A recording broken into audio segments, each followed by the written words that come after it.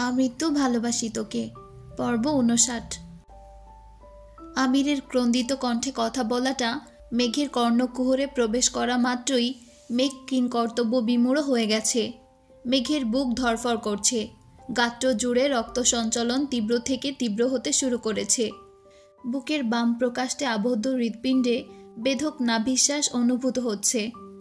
আবির ভাইয়ের সংগুপ্ত প্রণয়ের অনলে বারংবার আহত হওয়া মেয়েটার হৃদয় আজ আবিরের আর্তনাদে সম্পূর্ণ তছনছ হয়ে গেছে। ভীতিকর অযাচিত পরিস্থিতি সামলানোর অনুমাত্র সামর্থ্য মেঘের নেই। মেঘ ক্ষুদ্র আলোতে আশ্চর্য নয়নে চেয়ে আছে আবিরের পরিশ্রান্ত ধৃষ্টতায়। আবিরের হাতে থাকা মেঘের হাতটা থরথর করে কাঁপছে। ক্ষণিকের ব্যবধানে মেঘের অক্ষিপট ভিজে আসছে। আবির ভাই সরি বলেছেন, কিন্তু কেন? চোখের সামনে ঘটা সবকিছু অবিশ্বাস্য মনে হচ্ছে। কাঙ্ক্ষিত ব্যক্তির মুখে অনাকাঙ্ক্ষিত শব্দ অবসহন করতে মেঘের নিজের সাথে নিজেকে প্রভূত বিগ্রহ করতে হচ্ছে। মনির আস্তিনের টালমাটাল হাল সামনে রেখে মেঘ ভয়ার্ত গলায় জানতে চাইল, আপনার কি হয়েছে? কান্নার তোপে আমিরের কপালের পাশে শিরা উপশিরাগুলো দপদপ করছে। রক্তবর্ণের আখি যুগল আরও বেশি রক্তাভ হয়ে গেছে। আবিরের লাগামহীন ক্রন্দনের সমাপ্তির রেশমাত্র নেই। মেঘের চোখ ছলছল করছে, দুহাত বরফের ন্যায় ঠান্ডা হয়ে যাচ্ছে। বুকের ভেতরের ঘনীভূত নবোচ্চর সরিয়ে দীর্ঘশ্বাস ছেড়ে মেঘ ভেজা কণ্ঠে আবারও প্রশ্ন করল, আবির ভাই, আপনি কাঁদছেন কেন? আবির ঢোক গিলে মুখ তুলে মেঘের অভিমুখে চাইল। আবিরের চোখ মুখের ধরন অত্যন্ত গুরুগম্ভীর, চেহারায় বিন্দুমাত্র লাবণ্য নেই। মেঘের তুষারের মতো ঠান্ডা দুহাত আবির অতর্কিতেই নিজের গালে রাখল। সহসা আবিরের চাওড়া দুহাত দিয়ে মেঘের ছোট ছোট হাতকে সম্পূর্ণ ঢেকে ফেলেছে। আবিরের গালের খোঁচা খোঁচা দাড়ি, সেই সাথে গাল বেয়ে গড়িয়ে পড়া নোনা জলের স্পর্শে মেঘের সর্বাঙ্গে শীতল হাওয়া বইছে। প্রণয়ের পূর্ণতা পাওয়ার শানিত আপেক্ষে যে ধ্বংসের খেলায় নেমেছিল, সেই ধ্বংসলীলা প্রতিনিয়ত বধ করছে মেঘের নিষ্কলুষ হৃদয়কে। মনের গহীনে ১ বছরে আত্মগোপনে মন্থর গতিতে বেড়ে ওঠা অভিমানের ভাবগুলো আজ আবিরের নিগুড় স্পর্শে অনুযোগী রূপ নিতে উঠে পড়ে লেগেছে। নিদারুণ ভীতিপ্রদ পরিস্থিতিতে মেঘ হতবিহব্বল হয়ে আছে। লুকোচুরি প্রেমগুলো মনের অন্তরালেই নিথর হয়ে আছে। আবিরের নীরের দৃষ্টিতে উদ্বেগ স্পষ্ট। আবির আস্তে করে গলা খাকারি দিয়ে অত্যন্ত নমনীয় কণ্ঠে বলল, অপ্রসন্নতায় ঘেরা জনপদে আমি না চাইতেও বিষল্য করণীয় কবলে পড়ে গেছি। পুঁথিগত শব্দে তোকে বোঝাতে আজ আমি অক্ষম। প্রয়োজনে সমস্ত বিপর্যয় নীরবতায় সয়ে যাব, তবুও ব্যর্থতা সইতে পারবো না। মেঘ শান্ত স্বরের নির্দ্বিধায় বলল, আপনাকে ব্যর্থতা সইতে হবে না। আমি সবসময় দোয়া করি যেন আপনি সব কিছুতে সফল হতে পারেন। আমি বিশ্বাস করি আপনি সফল হবেন ইনশাল্লাহ। এবার থামুন প্লিজ। আবির ভেজা চোখেই মুচকি হেসে বলল, তবে যে কাউকেই অনেক বেশি সহিষ্ণু হতে হবে। মেঘ উদ্বেগহীন কণ্ঠে জানালো, কারো সহিষ্ণুতায় যদি আপনার সাফল্য অর্জিত হয়, তবে সে অমেয় সহিষ্ণু হবে। আবির মেঘের হাতের উপর নিজের হাত সরিয়ে মলিন হেসে ঠান্ডা কণ্ঠে বলল, অনেক রাত হয়েছে, ঘুমোতে যান এখন। মেঘ চিন্তিত কণ্ঠে শোধালো, আর আপনি? একটু পর যাব। মেঘ নিজের ওনার এক পাশ টেনে আলতোভাবে আবিরের চোখ মুখ মুছে দিচ্ছে। আবির চোখ বন্ধ করে মেঘের স্নিগ্ধতা অনুভব করছে। এতক্ষণ কান্নার কারণে বুঝতে না পারলেও এখন মেঘের গায়ের গন্ধে আবির মত্ত হয়ে যাচ্ছে। মায়াবতীকে ছুতে যাওয়ার উন্মাদনা আঁকড়ে ধরছে আবিরকে। হৃদয়ের ক্ষত প্রতিহত করার ক্ষমতা আবিরের থাকলেও মেঘের প্রতি অগাধ অনুরক্তি লুকিয়ে রাখার সামর্থ্য আবিরের নেই। মেঘের অনাবশ্যক যত্নে আবিরের বুকে অদ্ভুত শিহরণ যাচ্ছে। আবিরের মনে মেঘকে নিয়ে সর্বদাই সংশয় কাজ করে। মেঘ যেদিন আবিরের চোখে চোখ রেখে আবিরের অনুভূতি জানতে চাইবে, সেই দিনই আবিরের সবকিছু ছারখার হয়ে যাবে। কারণ ওই চোখে চোখ রেখে আবির কখনো মিথ্যে বলতে পারবে না। অন্যদিকে নিজেকে নিজে কথা দিয়েছে, মেঘকে প্রতিশ্রুতি দিবে না, বউ করে নিজের অঢেল ভালোবাসার সমক্ষ প্রমাণ করবে। মেঘের কান্না চিরতরে মুছে দেওয়ার প্রতিজ্ঞা করেছে। সেসব কিছু ভেবেই বারংবার আহত হয় আবির। মেঘকে সম্পূর্ণ নিজের করে নিতে পারছে না। পরিবারের নামে বেড়াজাল বাঁধা পড়ে আছে। এদিকে মেঘের কান্না কমার বিপরীতে দিনকে দিন বেড়েই চলেছে। আবির প্রতিনিয়ত নিজেকে দায়ী করছে আর অন্তরের উত্তাপে নিজেই ঝলসে যাচ্ছে। মেঘ আবিরের চোখ মুখ মুছে শীতল কণ্ঠে বলল, আমাকে রুম পর্যন্ত দিয়ে আসুন। আবির ভ্রু কুচকে ক্ষীণস্বরে বলল, আসতেছিলেন কিভাবে? মেঘ চট করে বলে ফেলল, যেভাবেই আসি না কেন তাতে আপনার কি? এখন আমাকে দিয়ে আসবেন, চলুন। আবির আর চোখে মেঘের পানে তাকালো। ক্ষুদ্র আলোতেও মেয়েটার ক্রোধিত মুখশ্রী জলজল করছে। আবির মৃদু হাসল। আবিরের হাসি দেখে মেঘ হতাশ হয়ে ভারী নিঃশ্বাস ছেড়ে আকুল কণ্ঠে বিড়বিড় করে বলল, ওই যে দেখুন, দরজায় দাঁড়িয়ে তানারা আমাকে দেখে কেমন করে হাসছে। মেঘের আজবগুজি কথা শুনে আবির না হেসে থাকতে পারল না। আকর্ষণিক জোরে শব্দ করে হাসতে শুরু করেছে। আবিরের মুখে হাসি ফুটাতে পেরেছে বলে মেঘ আহ্লাদে গলে যাচ্ছে। আবিরের হাস্যোজ্জ্বল চেহারায় অপলক দৃষ্টিতে তাকিয়ে মনে মনে আওড়ালো, আপনি যতবার নিরাশ হবেন আমি ঠিক ততবার আপনার মনে আশার আলো জ্বালাবো। আমৃত্যু আপনার পাশে হিতৈষীর ছায়া হয়ে থাকব। আবেগে আপ্লুত মেঘের রঙিন ধৃষ্টতায় অন্ধকার মুহূর্তেই সরে গেছে। রং বেরঙের স্বপ্নে সেজে উঠেছে মনে রাঙিনা। আবিরের নজর মেঘের দিকে পড়তেই জিভ দিয়ে ঠোঁট ভিজিয়ে ভ্রু নাচালো। মেঘ লজ্জায় চিবুক নামিয়ে বিড়বিড় করে বলল, আপনার হৃদয়ে অনুভূতির সমাপ্তির পূর্বেই নবরূপে সৃজন করব তৃপ্তির নিকেতন। আবির বসা থেকে দাঁড়িয়ে মোলায়েম কণ্ঠে বলল, ম্যাম চলুন। আবির হাঁটছে, মেঘও আবিরের পিছু পিছু হাঁটছে। কিছুটা আলোকিত ছাদ পেরিয়ে দরজার কাছে আসতেই মেঘ চোখে অন্ধকার দেখছে। হঠাৎ মনে পড়ে গেল, সত্যি সত্যি যদি তানারা এখানে আসে। মেঘ ভয়ে ভয়ে আবিরের শার্ট খামচে ধরেছে। মেঘের অধীরতা বুঝতে পেরে আবির একটু থেমে মেঘের পিঠ পেরিয়ে অন্য পাশের কাঁধে আলতোভাবে হাত রেখেছে। আকর্ষণিক মেঘ চিৎকার দিয়ে উঠেছে। আবির তড়িৎ বেগে মেঘের মুখ চেপে শক্ত কণ্ঠে বলল, আরে পাগল, আমি ধরেছি, তানারা ধরেনি। মেঘ আতঙ্কিত কণ্ঠে বলে উঠল, আপনি এভাবে ধরেছেন কেন? আমি ভয় পেয়ে গেছি, বলে ধরবেন না? আবির নাক মুখ কুচকে চিবিয়ে চিবিয়ে বলল, আপনাকে ছুতে গেলে অনুমতি নিতে হবে? মেঘ মনমরা হয়ে বলল, অন্ধকারে ভয় লাগে। আবির কিছুটা সরে গিয়ে শক্ত কণ্ঠে বলল, তোর কাছে ফোন আছে না? ফ্ল্যাশ জ্বালা। No need. কেন? মেঘ দুহাতে আবিরের বাহু চেপে ধরে বলল, আপনিই আছেন। আবির নিঃশব্দে হেসে সিঁড়ি দিয়ে নামছে। মেঘের রুমের সামনে আসতেই মেঘ শান্ত স্বরে বলল, আপনি কিন্তু এখন আর ছাদে যাবেন না। কেন? আপনি রুমে না থাকলে আমার ভয় লাগে। আবির কপাল গুটিয়ে বলল, আমার রুমে আমি থাকার সাথে তোর ভয় পাওয়ার না পাওয়ার কি সম্পর্ক? মেঘ সাফাই দেওয়ার স্বরে বিড়বিড় করে বলল, মনকে সান্ত্বনা দেওয়ার জন্যেও পাশের রুমে মানুষ থাকা আবশ্যক। আপনার রুম ফাঁকা থাকলে তানারা আমাকে ভয় দেখানোর সুযোগ পেয়ে যাবে। আবির নিঃশব্দে হেসে বলল, এত বছর যে আমার রুম ফাঁকা ছিল, তখন মনকে কিভাবে সান্ত্বনা দিতেন? মেঘ একরাশ বিরক্তি নিয়ে বলে উঠল, আপনি এত কথা বলেন কেন? ছাদে যেতে বারণ করেছি মানে যাবেন না। কথাটা বলেই মেঘ ফোঁস করে শ্বাস ছাড়ল। আবির ভ্রু কুচকে দু আঙ্গুলে মেঘের নাক আলতোভাবে চেপে মোলায়েম কণ্ঠে বলল, সরাসরি নিষেধাজ্ঞা দিলেই হয়, মিথ্যা অজুহাত দেখানোর কি প্রয়োজন?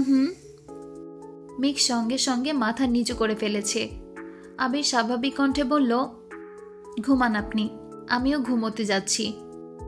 মেঘ ঘাড় কাত করে সম্মতি দিল। সময় চলছে নিজস্ব গতিতে। আরও একটা ঈদ কেটে গেছে।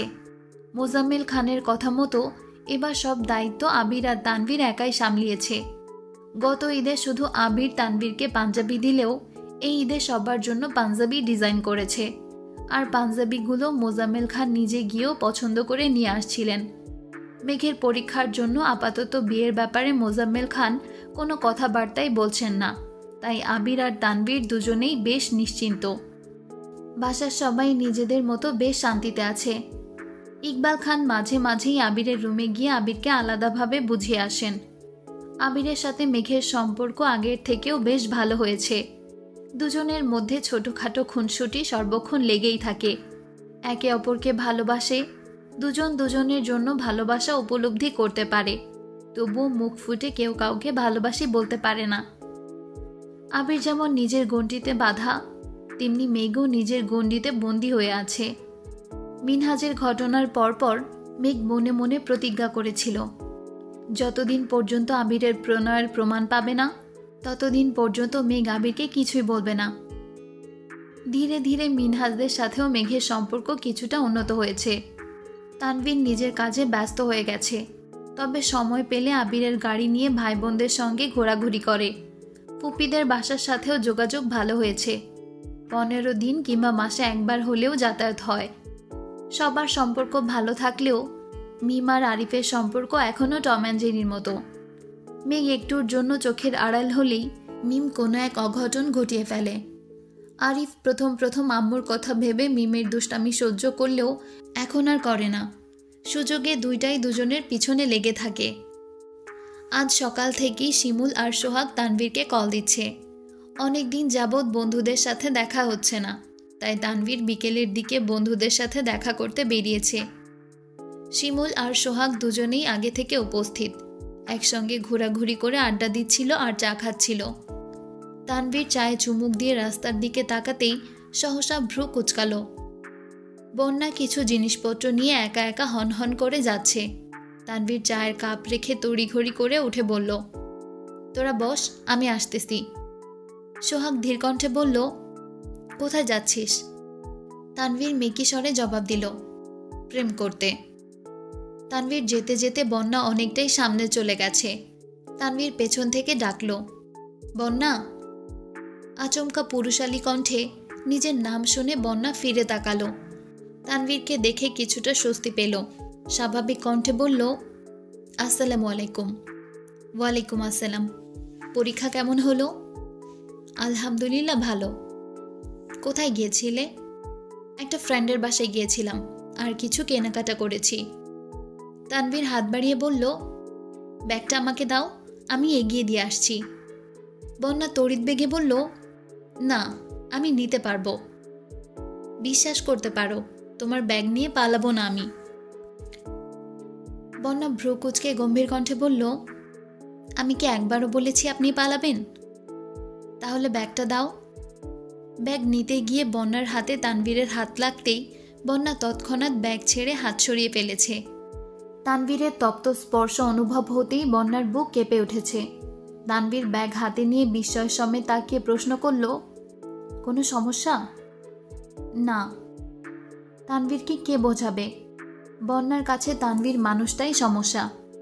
বন্যা যতটা সম্ভব তানভীরের থেকে নিজেকে গুটিয়ে রাখে, তবুও ততটা পারে না। কোনো না কোনোভাবে মানুষটার সাথে দেখা হয়েই যায়। বন্যা স্বাভাবিক কণ্ঠে বলল, আপনি এখানে কেন আসছিলেন? বন্ধুরা দেখা করার জন্য বারবার কল দিচ্ছিল, তাই আসছি।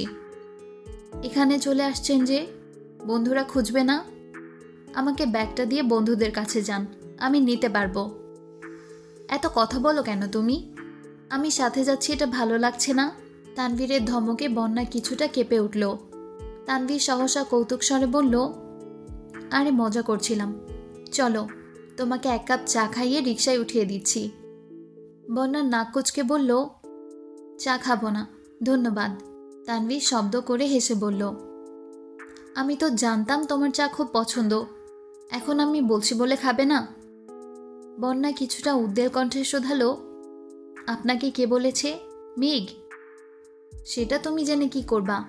খাবে কি না বলো। বন্যা আস্তে করে বলল, ঠিক আছে। অনেকটা সামনে এগিয়ে রাস্তার পাশে একটা চায়ের দোকানে দুজনে চা খেতে দাঁড়িয়েছে। আশেপাশে তেমন মানুষজন নেই। চায়ের দোকানে 4-5 জন লোক চা খাচ্ছে আর মাঝে মধ্যে সিগারেট টানছে। বন্যা গোল গোল চোখ করে সেই লোকদের দিকে তাকিয়ে আছে। তাদের হাবভাব দেখে বন্যার ভ্রুযুগল আরও কুঁচকে আসে। তানভীর সেই দৃশ্য দেখে বলল, তুমি বরং এ পাশে দাঁড়াও, তাহলে ধোঁয়া আসবে না। বন্যা অতর্কিতে তানভীরের পানে তাকালো। কিছু একটা জিজ্ঞেস করতে গিয়েও থেমে গেল। তানভীর তপ্তস্বরে বলল, কিছু বলবে?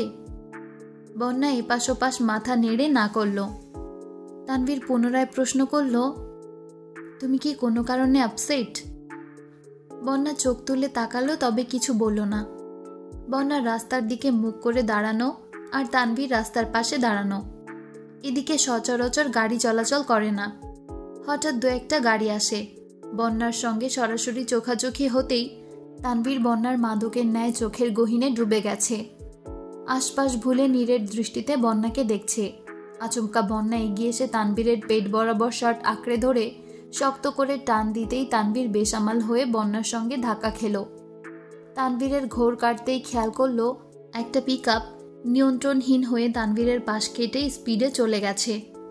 তানভীর সঙ্গে সঙ্গে আশপাশ দেখল।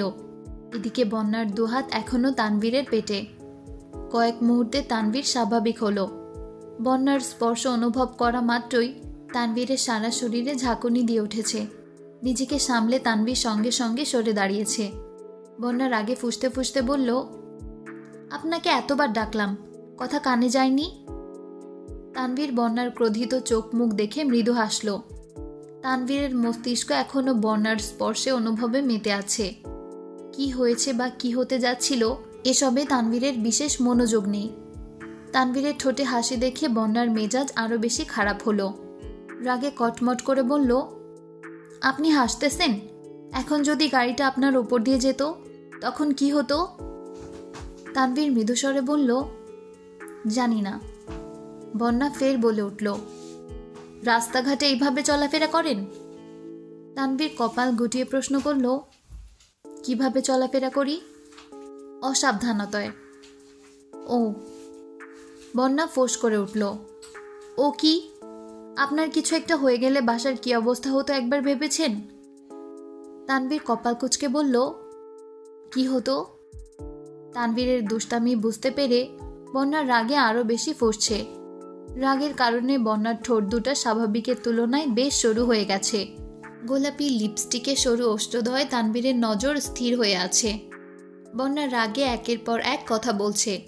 তানভীর অবাক লোচনে শুধু ঠোঁটেই চেয়ে আছে। বন্যা অকস্মাৎ বলে উঠল, আমি এখনই মেঘকে কল দিয়ে সব বলে দিব। মেঘের নাম শুনে তানভীরের একবার টনক নড়ে উঠল। তৎক্ষণাৎ বলল, প্লিজ বনুকে কিছু বলো না। বন্যা ভারী কণ্ঠে বলল, আপনি কতটা কেয়ারলেস এটা তো ওর জানা দরকার। আমি এখনই কল দিচ্ছি। বন্যা মেঘকে কল দেওয়ার জন্য নাম্বার বের করতে লাগলো। তানভীর বন্যার হাত থেকে ফোন নিয়ে নিজের পকেটে রেখে গম্ভীর কণ্ঠে বলল, আর যাই করো সমস্যা নেই, কিন্তু বনুকে আজকের ঘটনা বলো না প্লিজ। কেন? তানভীর মনে মনে বিড়বিড় করল, ভাইয়া যদি জানতে পারে আমার জন্য বনু কান্না করছে তাহলে সবার রাগ আমার একার উপরই ঝাড়বে। ওমা আমি নাই। তানভীর ঢোক গিলে উষ্ণস্বরে বলল, বনুকে বললে বাসার সবাই জেনে যাবে। বনু কান্নাকাটি করে নাজেহাল অবস্থা করে ফেলবে। বাসার মানুষের বকাও খেতে হবে। বন্যা চাপা স্বরে বলল, মেয়েকে খুব ভালোবাসেন তাই না? তানভীর কপাল কুঁচকে মৃদু হেসে জবাব দিল, হ্যাঁ খুব ভালোবাসি। তানভীর মনে মনে আওড়ালো, বনুর বেস্ট ফ্রেন্ডকে খুব ভালোবাসি। বন্যা ধীর কণ্ঠে বলল, মেঘও আপনাকে অনেক ভালোবাসে। ওর জন্য আর বাসার সবার জন্য হলেও একটু সাবধানে চলাফেরা করবেন। আপনার একটু উদাসীনতায় পুরো পরিবারকে কাটতে হবে, তাই প্লিজ সাবধানে চলাচল করবেন।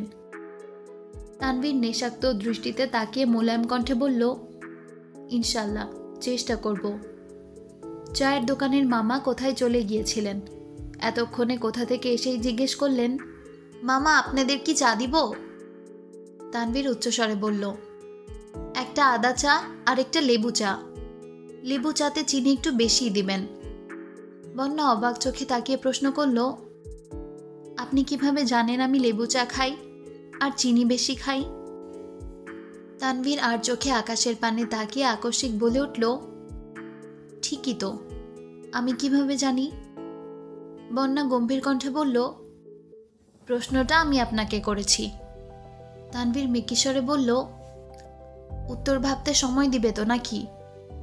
বন্যা তানভীরের হাবভাব দেখে প্রখর তপ্তস্বরে বলল, থাক আর উত্তর দিতে হবে না। বাঁচা গেল। বন্যা সূক্ষ্ম নেত্রে তাকালো। ততক্ষণে তানভীর চা আনতে চলে গেছে। চা খেতে খেতে বন্যা বেশ কয়েকবার তানভীরের দিকে তাকিয়েছে। তানভীর সেটা বুঝতে পেরে আগে থেকেই সাবধান হয়ে গিয়েছিল। চা খাওয়া শেষে চায়ের বিল দিয়ে কিছুটা সামনে গিয়ে বন্যাকে একটা রিকশায় উঠিয়ে দিল। যাওয়ার আগে পকেট থেকে বন্যার ফোনটা বের করে দিতে দিতে আবারও বলল, প্লিজ বনুকে কিছু বলো না। তানভীর আবারও সোহাগদের কাছে এলো। খান বাড়িতে আজ মেঘ আর মিম হই হুল্লোড়ে মেতেছে। গতকালই মেঘদের প্রথম বর্ষের ফাইনাল পরীক্ষা শেষ হয়েছে। প্র্যাকটিক্যাল এখনো বাকি, তবে প্র্যাকটিক্যাল নিয়ে মেঘের তেমন কোনো টেনশন নেই, কারণ তামিম আর মিনহাজ দুজনেই মেঘ আর বন্যার প্র্যাকটিক্যালের সম্পূর্ণ দায়িত্ব নিয়েছে। যদিও দায়িত্বটা আবিরের থেকে মাপ পাওয়ার জন্যই নিয়েছে। মেঘ বন্যা সেসব কিছু জানে না। পরীক্ষা শেষ হওয়ার খুশিতে মেঘ আজ রাতের বেলায় বাসার মানুষদের রান্না করে খাওয়াবে। রান্না ভালো হলে পরবর্তীতে অন্য একদিন ফুপ্পিদের দাওয়াত দিবে। বিকেলের দিকে মেঘ আবিরের নাম্বারে কল দিল। আবির কল রিসিভ করে মোলায়েম কণ্ঠে বলল, বলুন। মেঘ ভ্রু কুঁচকে বলল, আপনি আমাকে সবসময় আপনি বলে সম্বোধন করেন কেন? ভালো লাগে তাই। মেঘ চাপা স্বরে বলল, সেসব বাদ দেন, রাতে কি খাবেন বলুন। মেঘের কথা শুনে আবির নিঃশব্দে এসে রাকিবের দিকে তাকালো। রাকিব আস্তে করে বলল, কি হয়েছে? আবির ফোনটা একটু দূরে সরিয়ে বিড়বিড় করে বলল, নিজেকে আজ বিবাহিত মনে হচ্ছে। পুনরায় ফোন কানে ধরে বলল, যা রান্না হবে তাই খাবো। মেঘ কপট রাগ দেখিয়ে বলল, আপনি যাই বলবেন তাই করব। আপনি রান্না করবেন? জি স্যার। আবির ভারী কণ্ঠে বলল, রান্না করার কোনো প্রয়োজন নেই, আমি বাসায় আসার সময় সবার জন্য খাবার নিয়ে আসব, আপনি সবাইকে দিয়ে দিয়েন। মেঘ রাগী স্বরে বলল, না, আমি রান্না করব। আবির উদ্বিগ্ন কণ্ঠে বলল, শরীরে যদি আবার তেল পড়ে? মেঘ অদম্য কণ্ঠে বলে উঠল, কিছু হবে না, আপনি শুধু বলুন কি খাবেন। পোলাও। আচ্ছা ঠিক আছে, সাবধানে আসবেন। আল্লাহ হাফেজ। আল্লাহ হাফেজ। কল কাটতেই রাকিব বলল, আমি একটা বিষয় সবসময় খেয়াল করি, তুই মেঘকে রান্না করতে দিতেই চাস না। সমস্যা কি তোর? তোর বউ কালো হয়ে যাবে এই ভয়ে রান্নাঘরে ঢুকতে দিস না। আবির গুরুভার কণ্ঠে বলল, ও আমার মানে সম্পূর্ণ আমার, ফর্সা হলেও আমার, কালো হলেও আমারই থাকবে। কিন্তু সমস্যা হচ্ছে বাসার মানুষ। বিয়ে দেওয়ার ভয়ে আমি আগে থেকেই ওকে রান্না করতে দিতাম না, অথচ চাচ্চু সেই বিয়ে দিতেই উঠে পড়ে লেগেছে। এখন একটু শান্ত আছে ঠিকই, তবে যদি একবার রান্না শিখে ফেলে তাহলে আর ওনাকে আটকানো যাবে না। রাকিব ঠাট্টা স্বরে বলল, ভালোই হবে, মেঘের বিয়েতে আবির দেওয়ানা, বাবুর বাবা হতে গিয়ে হয়ে যাবে মামা।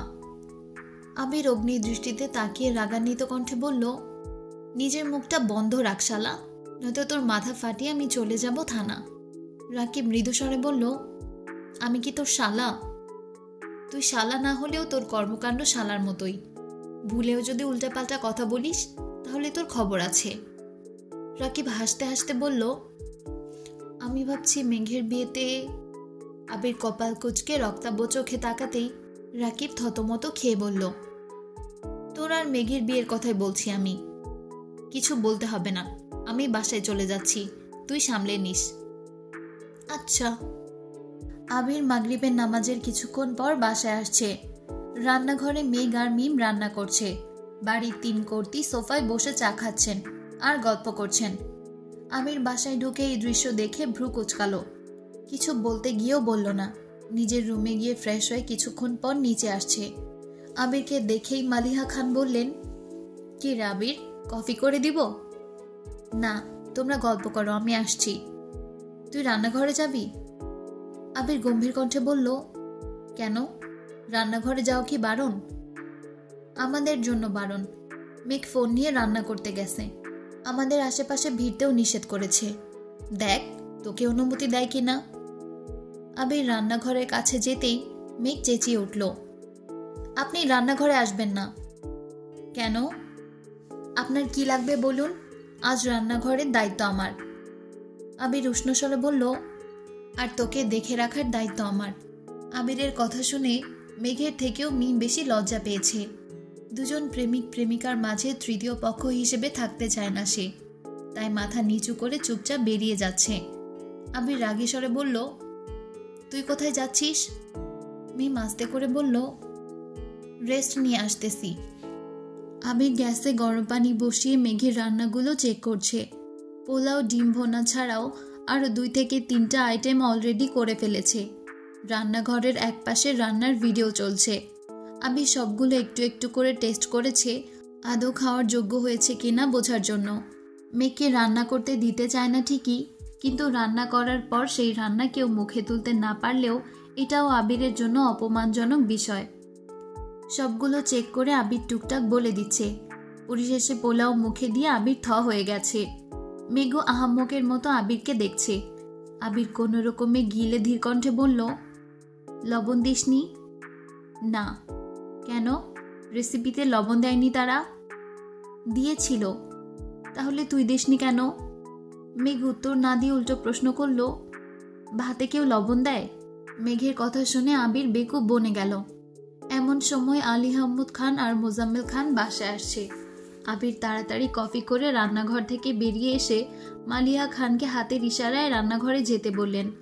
মালিহা খান গেলেও মেঘের জেদের কারণে তিনি বিশেষ কোনো সাহায্য করতে পারেনি। ঘণ্টাখানেক পর সবাই খাবার টেবিলে বসেছে। মেঘ আজ নিজের হাতে সবাইকে খেতে দিচ্ছে। মালিহা খান দাঁড়িয়ে দাঁড়িয়ে বলে দিচ্ছেন কোনটাতে লবণ কম হয়েছে, কোনটাতে বেশি হয়েছে। আবির আর তানভীর মিটিমিটি হাসছে। মোজাম্মেল খানের নজর পড়তেই ফোঁস করে উঠলেন, এত হাসাহাসি করো না, তোমরা যাও, এতগুলো আইটেম রান্না করে নিয়ে আসো, তারপর দেখি কেমন হয়। তানভীর ঠোঁট বেঁকিয়ে বলল, আমরা সেই জন্য হাসছি না, আপনি যে এই অবস্থায় বনুকে বিয়ে দেওয়ার কথা ভাবছেন তার জন্য হাসছি। মোজাম্মেল খান গুরুগম্ভীর কণ্ঠে বললেন, এমন বাড়িতে মেয়ে বিয়ে দিব যেখানে আমার মেয়েকে রাধুনী নয়, রাজরানী করে রাখবে। তানভীর মাথা নিচু করে মনে মনে আওড়ালো, আর সেইটা এই খান বাড়ি, এখানেই আমার বোন রাজরানী হয়ে থাকবে, অথচ আপনি বুঝতেই পারছেন না। রাত 10টার পরে মেঘ আমারও রান্না করতে গেছে। এবার আর কোনো রেসিপি চেষ্টা করেনি। সবার জন্য নুডলস রান্না করে নিয়ে আসছে। সবার জন্য নুডলস রান্না করে মিম তানভীরকে রুমে দিয়ে কিছুটা আবিরের জন্য নিয়ে গেছে, আর বাকিটা বাসা সবার জন্য রেখে গেছে। মেঘ দরজায় দাঁড়িয়ে আস্তে করে বলল, আসবো? আবির ওয়ার্ড্রোবে জামা কাপড় রাখছিল। ঘাড় ঘুরিয়ে মেঘের অন্ধকারাচ্ছন্ন চেহারা দেখে থমকে দাঁড়ালো। হতবাক হয়ে জিজ্ঞেস করল, কি হয়েছে? মেঘ চিবুক নামিয়ে মৃদুস্বরে বলল, আমার রান্না ভালো হয়নি, হয়তো পেট ভরেনি, তাই নুডলস নিয়ে আসছি। আবির মৃদু হেসে বলল, বিষ নিহিত জেনেও প্রতিনিয়ত আমরা কত কি খাচ্ছি, সেখানে আপনার লবণ কম, মশলা বেশি, এ আর এমন কি? মেঘ কাঁদো কাঁদো মুখ করে বলল, আমি কিছুই ঠিক মতো পারি না। আবির কোমল কণ্ঠে ডাকল, ম্যাম। মেঘ আস্তে করে বলল, আপনাকে আগেও বলেছি, আজ আবারও বলছি, রান্নার বিষয় নিয়ে ভুল হলেও মন খারাপ করবেন না। পৃথিবীর কেউই পারফেক্ট হয় না, মেনে নেওয়া আর মানিয়ে নেওয়ার মধ্যেই সারা জীবন কাটাতে হয়। মেঘ মুখ ফুলিয়ে আবিরের দিকে তাকিয়ে আছে। আবির আবারও বলল, আপনার জন্য 2টো শার্ট রেখেছিলাম, দেয়া হয়নি আর। পুরাতন শার্টটা নেবেন নাকি নতুন কিনে দিব? আবির ইস্ত্রি করা 2টো শার্ট বের করে মেঘের দিকে এগিয়ে দিল, একটা সাদা আর একটা কফি কালার। মেঘ শার্ট 2টা দেখে সহসা আবিরের দিকে তাকালো। আবিরের পরনেও শুভ্র রঙের একটা শার্ট। মেঘ মনে মনে সাহস অর্জন করে হঠাৎ করে বলে ফেলল, পুরাতনই নিব, কিন্তু এই সাদা শার্ট আমি নিব না, আপনার পরনেরটা নিব। আবির স্বাভাবিক ভঙ্গিতে বলল, আচ্ছা, ওই 2টাই আপাতত নিয়ে যান, কালকে এটা ধুয়ে তারপর দিয়ে আসবো নে। মেঘ শ্বাস ছেড়ে নিরেট কণ্ঠে বলল, শার্ট আমি ধোয়াতে পারবো, দিলে এখনই দেন, নয়তো লাগবে না। আবির সঙ্গে সঙ্গে শার্ট খুলে একটা টি শার্ট পরে সাদা শার্ট মেঘকে দিয়ে দিল। মেঘ 3টা শার্ট নিয়ে যেতে যেতে বলল, নুডলসটা খেয়ে নিয়েন। রুমে এসেই দরজা বন্ধ করে আবিরের পরনের সাদা শার্ট মেঘের জামার উপর দিয়েই পরে নিয়েছে। শার্ট লম্বায় হাঁটুর কিছুটা উপর পর্যন্ত পৌঁছেছে, তবে সেসবের মেঘের মনোযোগ নেই। মেঘ চোখ বন্ধ করে আপন মনে আবিরের গায়ের গন্ধ উপলব্ধি করছে। কল্পনাতে আবিরকে নিয়ে শতাব্দী পেরিয়ে যাচ্ছে। অজানা অনুভূতি মেঘের মনকে আষ্টে পৃষ্ঠে জড়িয়ে নিয়েছে। মেঘ পুরো ঘরে ছুটোছুটি করে ড্রেসিং টেবিলের সামনে গিয়ে দাঁড়ালো। লজ্জায় মেঘের নাক মুখ লাল হয়ে যাচ্ছে। বারবার হাত দিয়ে মুখ ঢাকছে, আবার আঙুল ফাঁকা করে নিজেকে দেখছে। আকস্মিক আবির ভাইয়ের মতো হাতা ফোল্ড করতে শুরু করলো। আবিরের মতো সুন্দর না হলেও মেঘ সেভাবেই কোমরে হাত রেখে ফ্যাশন করছে। একটু পরপর শার্টের গন্ধ শুকছে। প্রায় 20 মিনিট পর মেঘ বিছানায় শুয়ে দুচোখ বন্ধ করে দীর্ঘ নিঃশ্বাস ছাড়ল।